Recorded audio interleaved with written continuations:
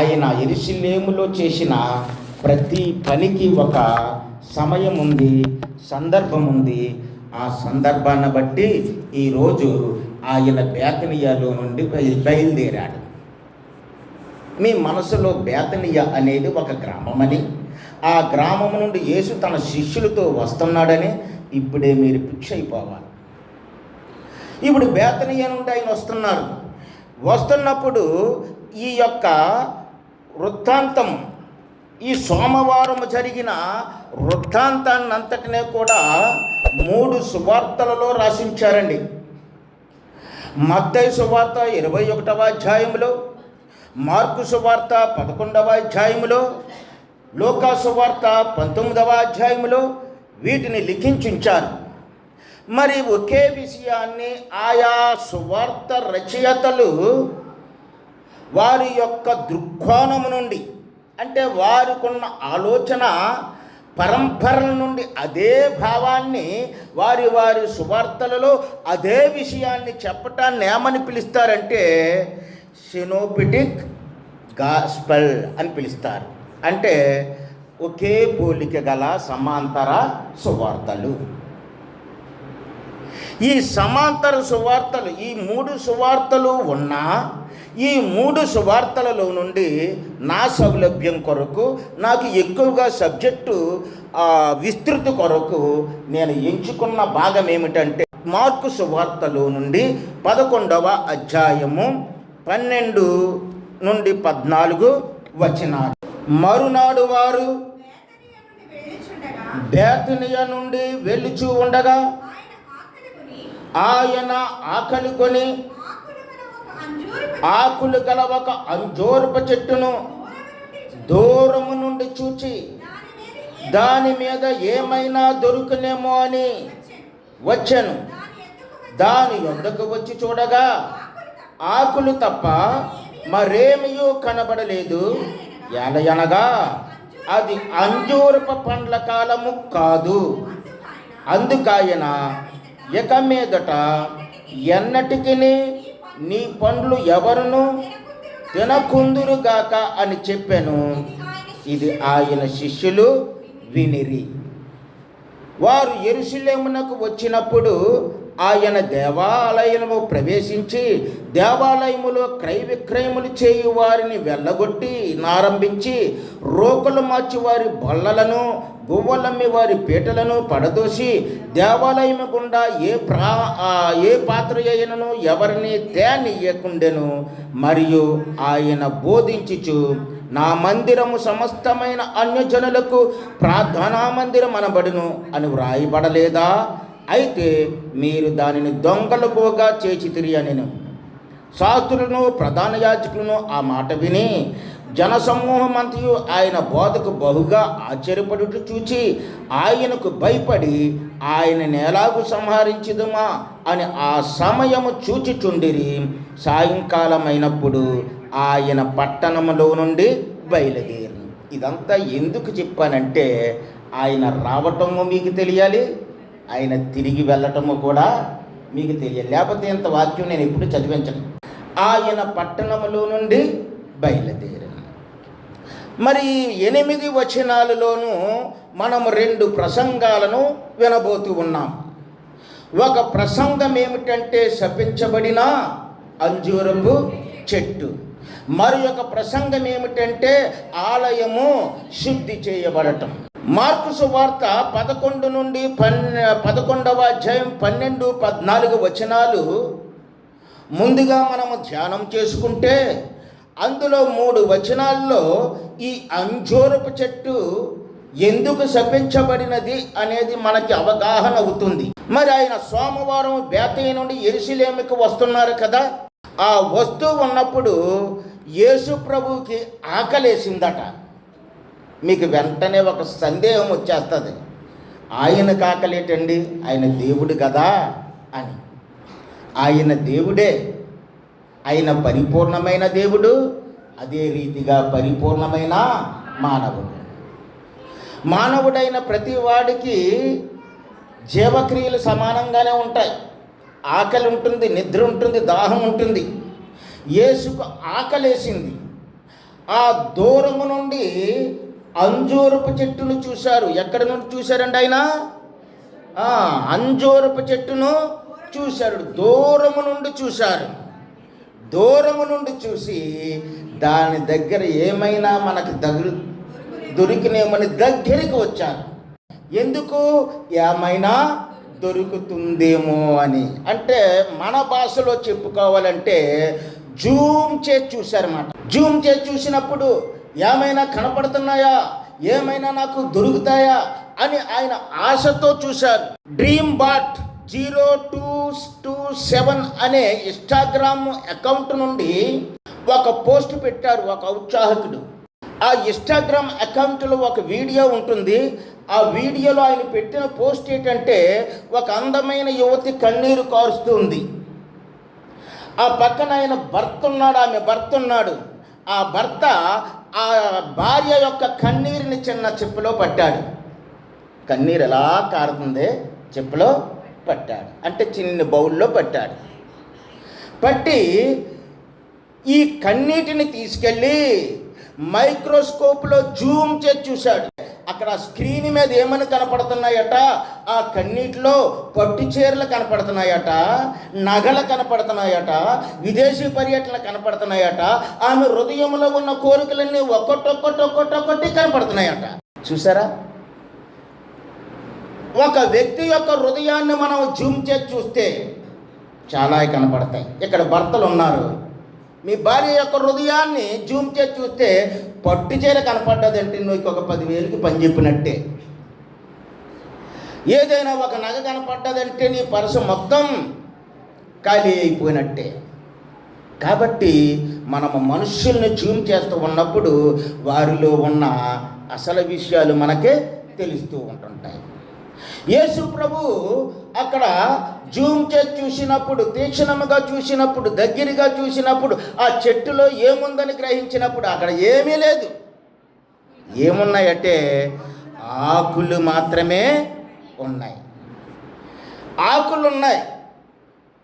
అక్కడ సువార్తికుడు రాస్తున్నాడు, ఎందుకు ఆకులు ఉన్నాయి, ఎందుకు ఆకులు ఉన్నాయి అంటే, ఎలా అనగా అది అంజూరపు పండ్లు కాలము కాదు.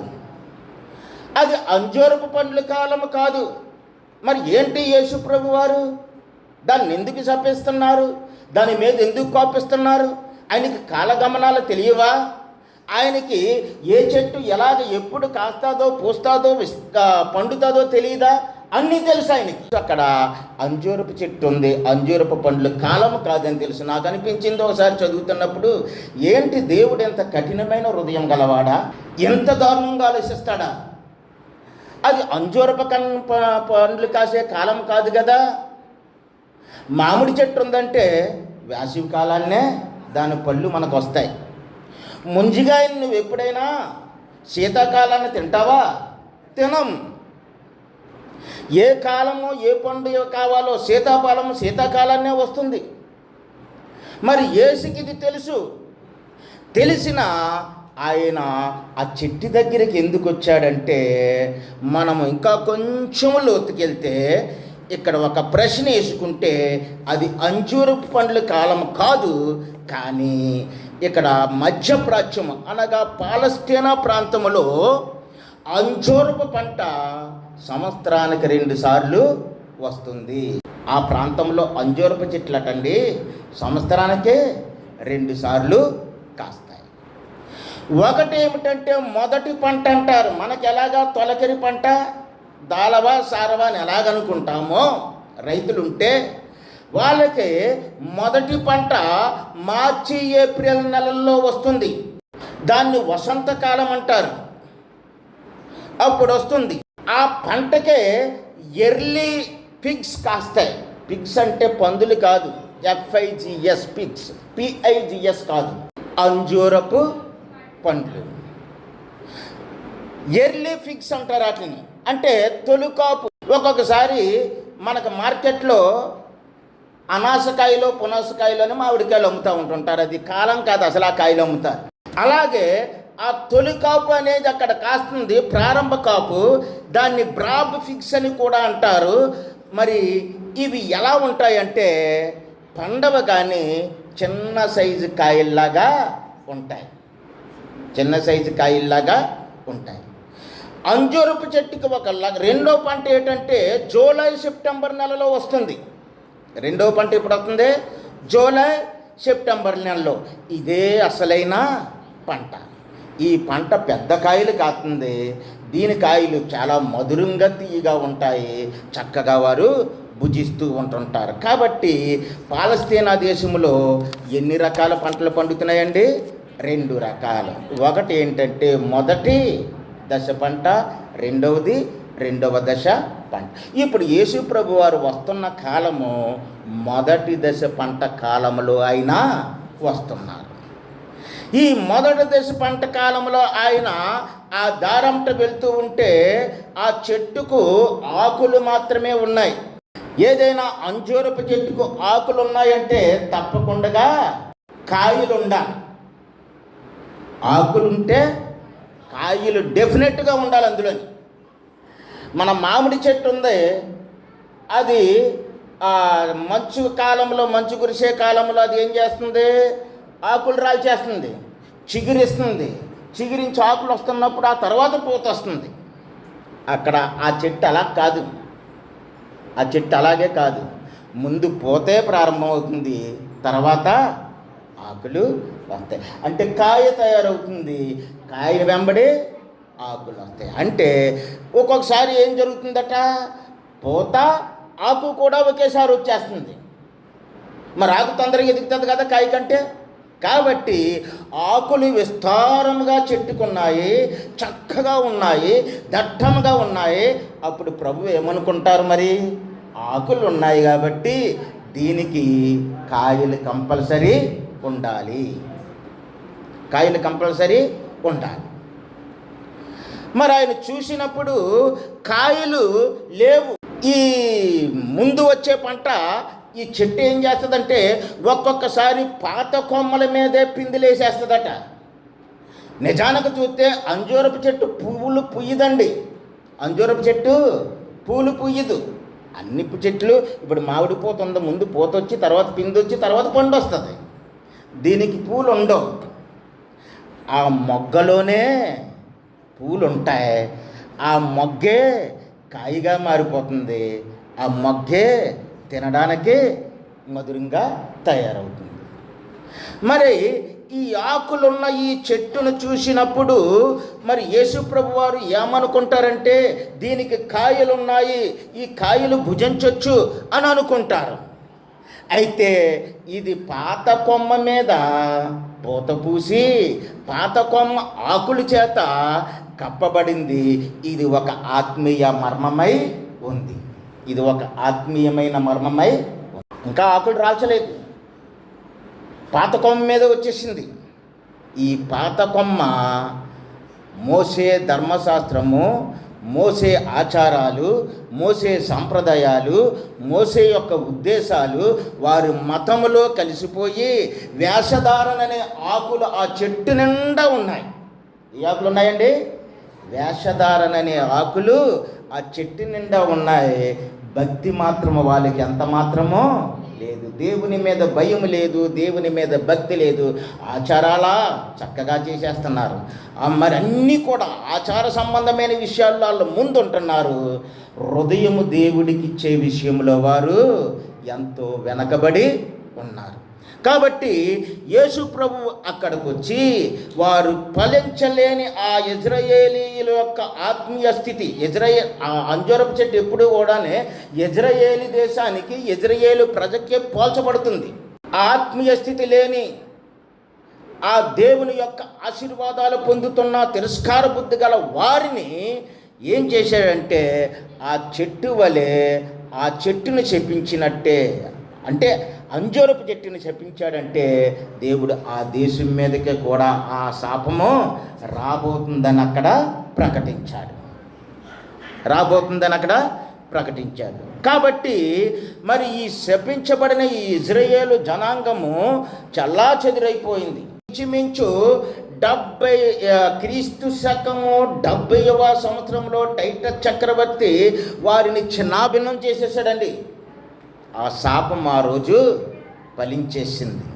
కాబట్టి మన ఆత్మీయ స్థితులు ఎలాగున్నాయి? మన ఆత్మీయ స్థితులు ఆ అంజూరపు చెట్టులాగే మన వేషధారణ ఆకులతో ఉన్నాయా? లేదా మన హృదయాన్ని ప్రభువుకిచ్చి, ప్రభువా నువ్వే నా దైవమని ఆయన ఎదుట సాగిలిపడేలాగా ఉన్నాయా? ఇది అంజూరపు చెట్టు శపించబడటంలో మొదటి ఘట్టం. ఇప్పుడు ఆ గట్టు మీద నుండి వచ్చేస్తున్నారు ఆ శిష్యులతో. ఎవరు? యేసు ప్రభువారు. ఈయన వస్తూ బేతనియల్లో వస్తూ దాన్ని శపించారు కదా. ఇప్పుడు ఆయన ఎక్కడికి వెళ్తున్నారు? యెరూషలేముకి వెళ్తున్నారు. యెరూషలేముకి వెళ్ళి ఆ యెరూషలేములోకి దేవాలయంలోనికి ప్రవేశించారు. ఇప్పుడు ఈ దేవాలయంలోకి ప్రవేశించిన తర్వాత మార్కు సువార్త 11వ అధ్యాయము 15వ వచనము నుండి 17వ వచనము, ఇంచుమించు 3 వచనాలు ఉంటుంది.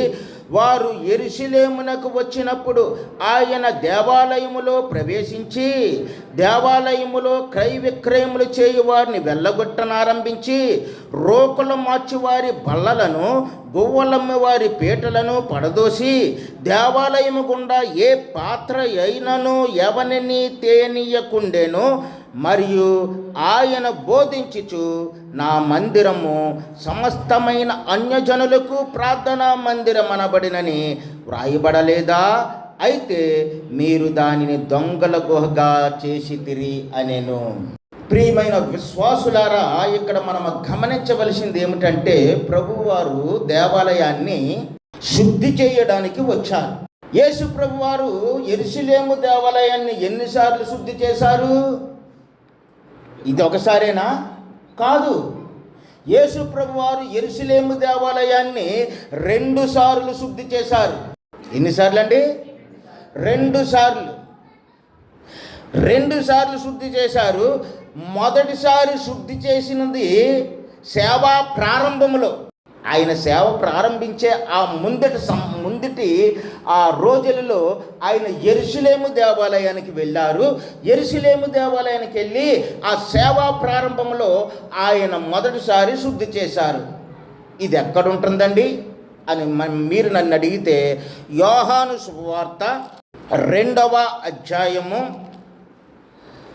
13వ వచనము నుండి కొంచెము ముందుకు వెళ్దాం. యూదుల పస్కా పండగ సమీపింపగా యేసు యెరూషలేమునకు వెళ్ళి దేవాలయములో ఎడ్లను, గొర్రెలను, పావురములను అమ్మువారును, రోకలు మార్చువారును కూర్చుండుట చూచి తాళ్లతో కొరడాలు చేసి గొర్రెలను, ఎడ్లనన్నిటినీ దేవాలయం నుండి తోలివేసి రోకలు మార్చువారి రోకలు చల్లివేసి వారి బల్లలు పడదోసి పావురములమ్మ వారితో, వీటిని ఎక్కడి నుండి తీసుకుని పొండి, నా తండ్రి ఇల్లు వ్యాపారపు టిల్లుగా చేయుకుడని చెప్పాను. ఇది మొదటిసారి యేసు ప్రభువారు దేవాలయంలోనికి వచ్చి మొదటిసారి శుద్ధి చేసిన వైనం ఇది. మరి మొదటిసారి ఈ మందిరంలో పవిత్రత లేదు. మొదటిసారి ఆయన వచ్చినప్పుడు మందిరంలో ఏమి లేదటండి? పవిత్రత లేదు. ఎందుకు పవిత్రత లేదు? అది వ్యాపారపు టిల్లుగా మారిపోయిందట. మనం కొన్ని కీ పాయింట్లు పట్టుకున్నప్పుడు పవిత్రత లేకపోవడానికి కారణము అక్కడ వ్యాపారము జరుగుతుంది. పాస్టర్ గారు అనేక మార్లు చెప్తారు దేవాలయ నమూనా కోసము. చెప్పినప్పుడు ప్రాంగణం ఉంటుంది, పరిశుద్ధ స్థలం ఉంటుంది, అతి పరిశుద్ధ స్థలము ఉంటుంది.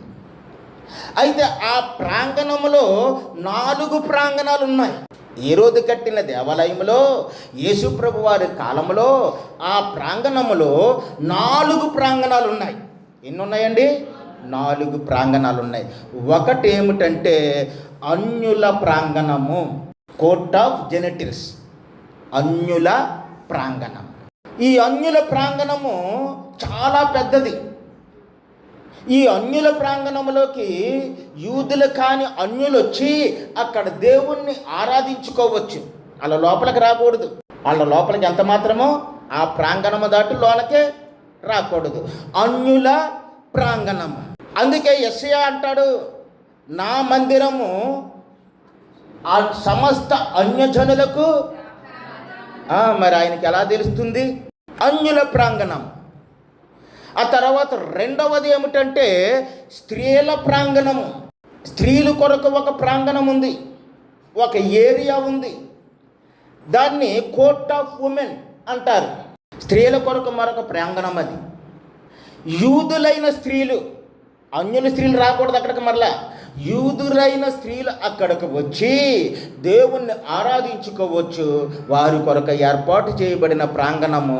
ఆ ప్రాంగణంలోనే పేదదైన విధవరాలు కానుకలు పెట్టుంటే ఏం చేస్తుంది అక్కడ?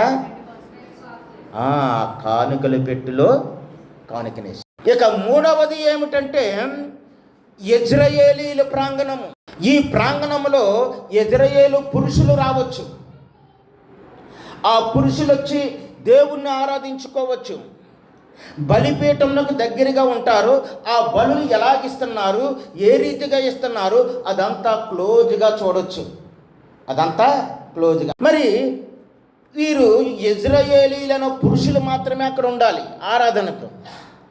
ఇక తర్వాత చూస్తే యాజకుల ప్రాంగణము.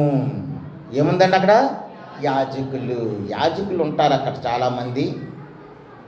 ఆ యాజక క్రమాన్ని చేసేవారు ఉంటారు.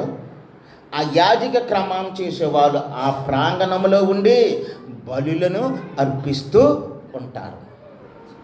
దాని తర్వాత పరిశుద్ధ స్థలం, అతి పరిశుద్ధ స్థలం. ఈ అతి పరిశుద్ధ స్థలంలోనికి ప్రధాన యాజకుడు ఏడాదికి ఒక మారెళ్ళి తన నిమిత్తము తన జాతి నిమిత్తము బలులను అర్పించి పరిహారం చెల్లిస్తాడు. ఇది ఆలయంలో ఉన్న ప్రాంగణం. మరి ఇక్కడ వచ్చిన ప్రాబ్లం ఏమిటి? అది ఎందుకు వ్యాపారపు టిల్లుగా మారిపోయిందంటే యేసు ప్రభు వారి కాలములో కైప ప్రధాన యాజకుడు. ఈ కైపాకు ఒక మామ ఉన్నాడు. ఆ మామ పేరు అన్న. ఈ అన్న చాలా స్వార్థపరుడు. ఈ అన్న ఏం చేశాడంటే, అరే అన్యులు మన దేవుణ్ణి ఆరాధించడానికి రావటమేట్రా అని చెప్పి వాళ్ళలో కొంతమందిని ఏర్పాటు చేసుకుని ఈ అన్యుల ప్రాంగణంలో స్టాల్స్ పెట్టించేశాడు. ఏం పెట్టించేశాడండి? స్టాల్స్. పావురాలు అమ్ముకుంటావా నువ్వు? నాకింత కట్టాలి, ఇదిగో ఈ ప్రాంతం నీకు ఇచ్చాను. గువ్వల అదిగో పక్కన పెట్టుకో, నాకు పన్ను కట్టేయి. గొర్రెలా ఎడ్డిలా అలా పక్కన పెట్టేయి. ఇంకొకటి వచ్చాడు, అయ్యా మన దేవాలయంలో విదేశీయుల నాణేలు మనం తీసుకోం కదా, మనం ప్రత్యేకమైన జాతి కదా, మన దేవాలయంలో వారు డబ్బులు ఎత్తే మైలు పడుతుంది కదా, అందుకని మన పూర్వీకులు మక్కాబీయులు చేసిన నాణ్యమున్నే ఇక్కడ వాడతాం. మక్కాబీయులని అదొక చరిత్ర ఉందిలండి, అది యుద్ధ చరిత్ర. ఆ నాణాలనే ఇక్కడ వాడతాం. కాబట్టి ఎవరైనా విదేశీ నాణాలు తెస్తే, అనగా రోమా ప్రభుత్వపు నాణాలు కానీ గ్రీకులు యొక్క నాణాలు కానీ తెస్తే ఈ దేవాలయంలో చెల్లుబాటు కావు, తీసుకోరు. కాబట్టి ఆ పక్కన ఏం పెట్టారంటే ఫారెన్ ఎక్స్చేంజ్ పెట్టారు. ఆ పక్కన ఏం పెట్టారు? Foreign exchange.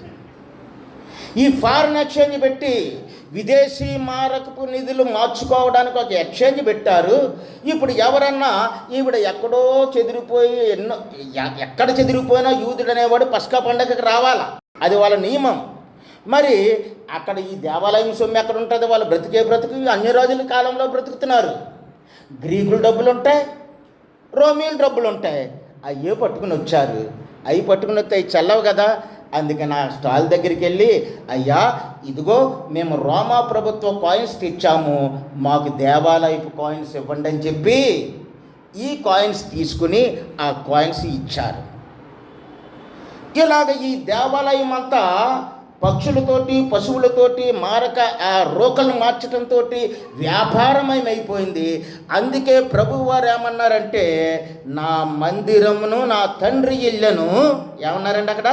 నా తండ్రి ఇళ్ళను వ్యాపారపు టిల్లుగా. ఆ రోజుల్లో నటండి ఆ ప్రాంగణాన్ని ఏమనివ్వరట స్థానికులు? అన్నా బజార్ అనేవారట. ఏమనివ్వరు? సూపర్ బజార్ ఎలా ఉంటుంది మనకి, అలాగా అన్నా బజార్ అనేవారట. అంటే అన్నా అనే ఆయన పెట్టిన బజారు కాబట్టి. మరి అన్నా బజారులో నువ్వు పావురం కొనకపోతే మనకి సింపుల్గా మీకు అర్థమయ్యేలా చెప్తాను. ఏదన్నా జబ్బు వచ్చి డాక్టర్ గారి దగ్గరికి వెళ్ళామనుకో, ఆ డాక్టర్ గారు ప్రిస్క్రిప్షన్ రాస్తాడు, ఆ హాస్పిటల్ దగ్గర కింద ఉన్న ఆడు మందులే రాస్తాడు, అతని మందులే రాస్తాడు. ఎక్స్రే కూడా ఆ పక్కనే ఉంటుంది, అతనిదే రాస్తాడు. ఇంకొక చోట తీసుకొస్తే అబ్బాయి తేడాగా ఉంది, ఇది పని చేయదు అంటాడు. వీళ్ళు అలాగే ఎక్కడ కొన్న వాటిని ఎక్కడ కొన్నావు? అన్నా బజార్లో కొన్నానయ్యా, అయితే మంచిదే తెచ్చేయి. బయట కొన్నానంటే లేదు, ఇదేదో మచ్చ ఉంది, ఇదేదో బాగాలేదు, జబ్బుగా కనపడుతుంది, పట్టుపో. మరి అందుకోసము అక్కడ పెద్ద వ్యాపారపు జరుగుతుంది కాబట్టి ఆ వ్యాపారానికే ప్రాధాన్యత ఇచ్చారు. కానీ వారు ఎంత మాత్రము పరిశుద్ధతకి కానీ దేవునికి కానీ దేవుని గౌరవించటానికి, పూజించటానికి, ఆరాధించటానికి వాళ్ళు ఆ సమయంలో అవకాశం ఇవ్వలేదు. కాబట్టి యేసు ప్రభు వారికి చాలా కోపం వచ్చి యోహాను సువార్త 2వ అధ్యాయం 15వ వచనంలో ఆయన తాళ్ళు తీసుకుని కొరడాలుగా పేనాడు. మనుషులను కొట్టనాకు కాదండోయ్, జంతువులను బెదిరించనాకే. చదువమ్మది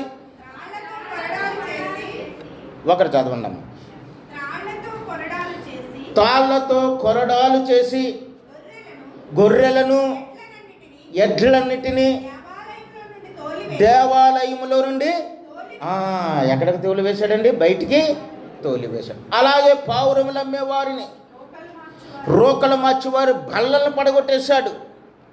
పడగొట్టేసి ఆయన అంటున్నాడు, నా తండ్రి ఇల్లు వ్యాపారపు ఇల్లుగా చేయకండి, నా తండ్రి ఇల్లు వ్యాపారపు ఇల్లుగా చేయకండి.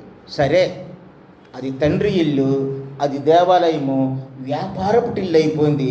దేవుడు కోపించాడు, దేవుడు ఆయన యొక్క కోపాన్ని వారి మీద చూపించాడు. మరి మన ఇల్లు సంగతి ఏమిటి? మనము తండ్రి ఇల్లు కాదా? మనము దేవుడు నివసించే దేవాలయం కాదా? చూడండి ఒకసారి కొరింథీయులకు రాసిన పత్రిక 3వ అధ్యాయం 17వ వచనములో లాస్ట్ నుండి చదివితే మనకు ఉంటుంది కదా, దేవుని ఆలయము పరిశుద్ధమై ఉన్నది, మీరు ఆ ఆలయమై ఉన్నారు. ఇప్పుడు మనం ఎవరమైపోయామండి? మనం దేవుని ఆలయం అయిపోయాం. మీరు ఇంకా యెరూషలేము నుండి మన దగ్గరికి వచ్చేయాలి. ఆ ఆలయం గురించి ఇప్పుడు కొంచెం పక్కకు పెట్టండి. ఇప్పుడు మీరు నేనే ఆ ఆలయము అయిపోయాను. ఇప్పుడు మనం ఏమైపోయాం? దేవుని ఆలయం అయిపోయాం. దేవుని ఆలయం అయిపోతే దేవుని ఆలయమైన మనలో వ్యాపారం ఉన్నదేమో. వ్యాపారం అంటే బయట చేసుకునే వ్యాపారం లాంటిది కాదు. మన హృదయములో పవిత్రత లేక, మన హృదయములో దేవుని సంతోషపరచక, మన హృదయంలో చేస్తున్న ప్రతి అవినీతి, అక్రమ సంబంధమైన ప్రతి క్రియ కూడా దేవుని దృష్టిలో ఏంటో అంటది వ్యాపారమే, అనైతికతే. కాబట్టి మన హృదయాన్ని మనం ఎలా ఉంచుకోవాలట? మనలో ఏ వ్యాపారం ఉందో చూసుకొని, ప్రభువా ఆనాడు ఆ దేవాలయం మలినమైపోయింది, నీ హృదయాన్ని బాధ పెట్టింది. తొలి పరిచర్యల్లో నువ్వు యెరూషలేముకు వచ్చి మొదటిసారిగా ఆ ఆలయాన్ని శుద్ధి చేసావయ్యా, ఈ రోజు నా హృదయానికి రా. నీ హృదయంలో ఉన్న వ్యాపారం నీకు తెలుసు కాబట్టి దేవుణ్ణి ఆహ్వానిస్తే ఇప్పుడు నీ హృదయంలో ఉన్న ఆ వ్యాపార క్రియలన్నిటినీ కూడా ఆయన ఏం చేస్తాడు? తొలగిస్తాడు. ఆయన ఏం చేస్తాడు? తోలివేస్తాడు, తొలగిస్తాడు. ఆ విధంగా మొదటిసారి మనము శుద్ధి చేయబడాలి. ఇక రెండవసారి శుద్ధి ఒకటి ఉంది. ఆ శుద్ధిలో అది వ్యాపారపు టిల్లుగా చూశాడు దేవుడు. ఇప్పుడు ఈ శుద్ధిలో ఆ దేవాలయంలో జరుగుతున్న క్రియలు ఇంకా పెరిగిపోయేటండి. ఒకవైపు దేవుడి పరిచర్య జరుగుతుంది, అద్భుతాలు జరుగుతున్నాయి, అందరూ వెంబడిస్తున్నారు. కానీ దేవాలయం స్వరూపము, దేవాలయం యొక్క నైతికత, దేవాలయం యొక్క పరిశుద్ధత మారలేదు. ఒకసారి ప్రభువు బుద్ధి చెప్పినా ఒక్కొక్కరికే లెక్క ఉండదు. ప్రభువు మన హృదయంలోకి వస్తాడు, మనల్ని కొరడాలు చేస్తాడు, కొరడాలు చేసి కొడతాడు. ఒక్కొక్కసారి కొరడాలు చేసి కొడతామంటే చల్లుమని కొడతాం కాదు, జ్వరం వచ్చి ఒక రోజు బెడ్ మీద ఉండటమే. మనకి ఏదన్నా వచ్చి కష్టం వచ్చి ఆ కష్టానికి మనం బాధపడటమే. మనము మారకపోతే ప్రేమగల దేవుడు రెండవసారి మనకు అవకాశం ఇస్తాడు. అదే ఇప్పుడు మనం చదువుకున్న వాక్య భాగంలో సోమవారం నాడు ఆయన దేవాలయానికి వచ్చి మరలా రెండవసారి శుద్ధి చేస్తున్నాడు. దీన్ని ఆఖరి సేవా శుద్ధి అంటారు. ఇంకా ఆయన సిలువ మీదకి వెళ్ళిపోతున్నాడు కదా, ఆఖరి సేవా శుద్ధి. మార్కు సువార్త 11వ అధ్యాయానికి ఇప్పుడు వచ్చేద్దాం. యోహాను నుండి మార్కుకు వచ్చేద్దాం. మార్కు సువార్త 11వ అధ్యాయము 15వ వచనాన్ని నేను తెరిచాను, చదువుదాం. వారు యెరూషలేమునకు వచ్చినప్పుడు ఆయన దేవాలయములో ప్రవేశించి దేవాలయములో క్రయ విక్రయములు చేయు వారిని వెళ్ళగొట్టనారంభించి రోకలు మార్చి వారి బల్లలను గొవ్వలమ్ము వారి పీటలను పడదోసి దేవాలయము గుండా ఏ పాత్ర అయినను ఎవరిని తేనీయకుండెను. ఇందాక నేను దీంట్లో ఉన్న సారాంశం అంతా చెప్పేశాను. మరలా చెప్తే మీకు బోరు కొడుతుంది. వాక్యం బోధించే వాళ్ళు ఒకసారి చెప్పింది మరోసారి చెప్పడానికి రిపీటెడ్ స్పీచెస్ ఇవ్వకూడదు. మరి రిపీటెడ్ స్పీచ్ ఇవ్వకుండా అందులో ఉన్నదే ఇందులో ఉందని నువ్వు ఎలాగెళ్తావు అని నన్ను క్వశ్చన్ మీ ముఖాల్లో క్వశ్చన్స్ కనపడుతున్నాయి. మీ క్వశ్చన్స్ అన్నిటికీ సమాధానం ఏమిటంటే, ఇక్కడ ఉన్న మాట ఏమిటంటే చూడండి, అక్కడ ఏ పాత్ర అయినను, అక్కడ ఉన్న మాట ఏంటండి, ఏ పాత్ర అయినను. అసలు అలా ఆరాధన జరుగుతున్న ఆ చోట్లలో పాత్రలు ఎందుకు ఉంటాయి? మనం ఒక క్వశ్చన్ వేసుకుని ఆన్సర్ వెతుకుతున్నప్పుడు చాలా ఆన్సర్స్ కనపడతా ఉంటుంటాయి అన్నమాట. ఈ అన్న మామూలోడు కాదు, అక్కడ చాలా గదులు ఉంటాయటండి. యెరూషలేము దేవాలయానికి పూర్వం అక్కడ గదులు ఉండేయట. ఒక్కొక్క గదిలోని ఒక్కొక్క సెటప్ పెట్టి, గొర్రెలు ఉన్నాయి, గొర్రెలకి ఏ మేత కావాలో అక్కడ పెట్టేశాడు ఒక గదిలో. మేకలకు ఏ మేత కావాలో, పావురాలకు ఏం కావాలో, గొవ్వలకు ఏం కావాలో పెట్టేశాడు. కొన్ని గదుల నిండానే ఈ దేవాలయానికి సంబంధించిన రోకలు పెట్టేశాడు. అంటే మక్కాబీయుల నాణేల డబ్బులు, అంటే దేవాలయపు డబ్బులు అంటారు వాటిని, అవి పెట్టేశాడు. మరి వీటిని ఎలా పట్టుకెళ్ళాలా? షార్ట్ కట్లో పట్టుకెళ్ళిపోయేవారు వీళ్ళు. మరి భయం లేదు కదా, తిరిగి పట్టుకెళ్ళాలి అలాగా. కానీ అలాగ వెళ్ళకుండా మా ప్రధాన యాజకుడు మామగారు ఎవడేం చేస్తాడు మమ్మల్ని అని చెప్పి వాళ్ళ దగ్గర ఏముండియట, పాత్రలు ఉండియట, పెద్ద పెద్ద పాత్రలు. ఆ పాత్రలో పావురాలకి మేత వేసుకుని అటొకటి ఇటొకడు షార్ట్ కట్లు ఇలా వెళ్ళిపోయేవారట. షార్ట్ కట్లు, పశువుల మేత కూడా షార్ట్ కట్లో పట్టుకుపోయేవారట. ఆ రోకలను కూడా షార్ట్ కట్లో పెట్టుకుపోయేవారట. ఇక్కడ ఏమో ఆరాధన జరుగుతుంది, అటు ఇటు మనుషులు దేవుణ్ణి ఆరాధించుకుంటున్నారు. ఏళ్ళో అటు ఇటు ఒకటి పట్టుకుని కాళ్ళు ఎగరేసుకుంటూ పట్టుకుపోతానంటే మీకు ఆరాధన చేయబుద్ధి అవుతుందా ఏంటి అని అలా చూస్తారు. ఏంటి అని ఇలా చూస్తారు. మీ కాన్సన్ట్రేషన్ పోతుంది, మీకు భక్తి శూన్యమైపోతుంది. కాబట్టి ఈ దొంగలకు ఇక్కడ ప్రశ్న నేను వేసుకున్నప్పుడు అదే నేను ఒకటే చెప్తున్నాను, బోధించే ఆసక్తి ఉన్న మీరు ఏం చేయాలంటే ఒక క్వశ్చన్ వేసుకోవాలి ప్రతిదానికి. ఇక్కడ ఏముంది, ఏ పాత్ర అయినా. ఆ పాత్రలు ఎందుకు వాడతారు? ఆ రోజుల్లో వాళ్ళకి తట్ట బొట్ట ఇలాంటివి కాదు, పాత్రలే ఉండేవి. ఆ పాత్రలు ఇవన్నీ వేసుకుని షార్ట్ కట్లో దేవాలయం నుండి వెళ్ళిపోతూ ఉంటుంటే యేసు ప్రభు వారు వాటిని చూశారట. దేవాలయం నుండి వాడు వెళ్ళిపోయినప్పుడు వాళ్ళని గద్దించాడు. వాడు వెళ్ళిపోతుంటే ఆగన్నాడు. ఆయన ఆగాల. ఆయన మాటే ఒక ఉరుము. ఆయనకి ప్రజలు గౌరవిస్తున్నారు, ఆయన ప్రజలు దేవుడి కింద ఆరాధిస్తున్నారు. కాబట్టి ఏ పాత్రను ఆ దేవాలయం గుండా వెళ్ళనీయలేదు. ఇప్పుడు ఏమైందంటే మరి ఏ పాత్రను ఆ దేవాలయం గుండా వెళ్ళనివ్వలేదు కాబట్టి ఈ అన్నాకు వస్తున్నా, కైపాకు వస్తున్నా, వారికి చుట్టూ ఉన్న వ్యాపారస్తులకు వస్తున్న ఆదాయము పోయింది. ఈ ఆదాయం పోయినప్పుడు వారు చాలా నొచ్చుకుని వారు అనేకమైన సందర్భాల్లో యేసు ప్రభువుని ఎలాగ సంహరించుదుమా అని అక్కడ బేజం పడిందంటారు కొంతమంది చరిత్రకారులు. ఎవరి మీదన్నా ఆ ఫైనాన్షియల్గా దెబ్బ కడితే వాడి మీద మనం చాలా పగబడతామండి. దవడ మీద కొట్టినా పర్లేదు, కానీ మనకు డబ్బులు వచ్చే మార్గం మీద కొడితే చాలా ఆ పగ చాలా దూరం వెళ్తుంది. అలాగా అక్కడ బీజం పడింది. ఆ అన్న కైప పన్నాగాలు, వారు చుట్టూ ఉన్న దుష్టయూదుల పన్నాగాలు మరి చివరికి ప్రభువును సిలువ మీదకి తీసుకువెళ్ళడానికి మరి ఆ రోజు బీజం పడింది. సోమవారం నాడు గొప్ప బీజం అక్కడ. కాబట్టి యేసు ప్రభువారు ఆలయాన్ని శుద్ధి చేశారు. చీకటి పడిపోయింది. చీకటి పడిపోతున్నప్పుడు ఆయన అక్కడ ఉండరు కదా, ఎక్కడికి వెళ్ళిపోతారు? బేతనియాకి బయలుదేరారు. బేతనియాకి వెళ్ళినప్పుడు కొని చీకటి పడిపోయింది కాబట్టి అక్కడ శపించిన అంజూరపు చెట్టుని శిష్యులు గమనించలేదు. వాళ్ళు ఏ రోజున గమనించారు? మరుసటి రోజునే గమనించారు. సరే, ఆయన మరలా వచ్చటం చూసాము, పనిచేయటం చూసాము, వెళ్ళటాన్ని చూసి మనం ముగించేసుకుందాం. మరి 19వ వచనం చదివాయమ్మా. సాయంకాలం అయినప్పుడు ఆయన పట్టణంలో నుండి బయలుదేరిను. ఎక్కడికి బయలుదేరాడు? బేతనియకు బయలుదేరాడు. కాబట్టి మనము ప్రభు ఈరోజు 2 గొప్ప కార్యాలు చేసినట్టు మనము నేర్చుకున్నాం. ఒక గొప్ప కార్యం ఏంటంటే వేషధారణతో కూడిన మనుష్యులను ఆయన క్షమించడు. మనలో వేషధారణ ఉండకూడదు. అంజూరపు చెట్టు ఆకులు వేషధారణకు సంబంధించి. రెండవది ఏమిటంటే ఆలయము శుద్ధి చేశాడు. ఆలయము ఆ ఆలయము కాదు, మీరే నా ఆలయము, నేను మీలో నివసిస్తానన్నాడు.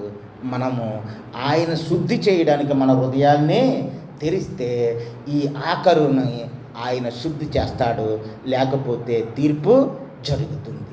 దేవుడు ఈ వాక్యమును దీవించి ఆశీర్వదించి మీ హృదయాల్లో ఫలింపచేయునుగాక.